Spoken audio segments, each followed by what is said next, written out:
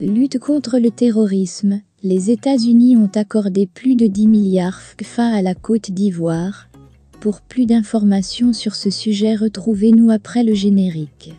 Mais avant de commencer, n'oubliez pas de vous abonner et d'activer la cloche de notification pour ne pas manquer nos prochaines vidéos. Bon visionnage.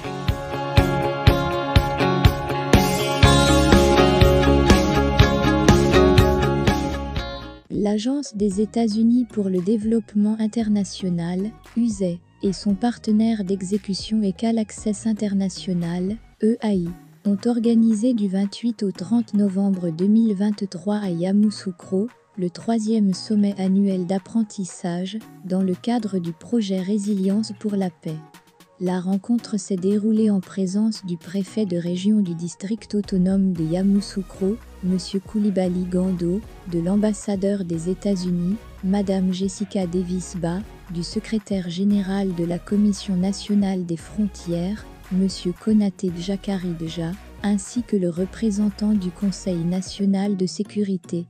Le sommet annuel d'apprentissage du projet Résilience pour la paix de l'USAID a rassemblé plus d'une centaine de participants, d'acteurs communautaires, d'autorités gouvernementales nationales et locales, de représentants des forces de défense et de sécurité, de chercheurs et universitaires, ainsi que des membres des médias et de la société civile.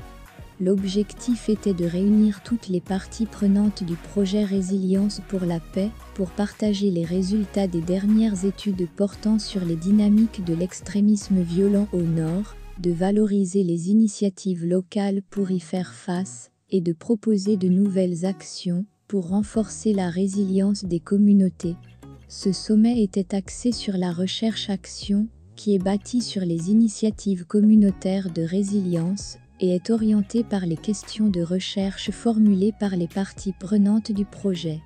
Les leçons apprises et les recommandations fondées sur les discussions de recherche seront utilisées pour éclairer les activités futures dans le Nord. L'ambassadeur Davis-Bas a réaffirmé l'engagement du gouvernement américain à soutenir le peuple de Côte d'Ivoire à travers le projet Résilience pour la paix et d'autres programmes financés par le gouvernement américain dans tout le pays, mais en particulier dans la région frontalière nord. Notre travail n'est possible que grâce au soutien des autorités nationales et régionales, mais aussi des hommes et des femmes de toutes les communautés qui conduisent le changement au niveau local, a déclaré l'ambassadeur Davis-Bas avant de féliciter les communautés, les chercheurs et les autorités. L'USAID a accordé plus de 20 millions de dollars, plus de 10 milliards de CFA, pour la période allant de 2021 à 2026 à EAI, pour renforcer la résilience des communautés face à l'extrémisme violent, dans le nord de la Côte d'Ivoire.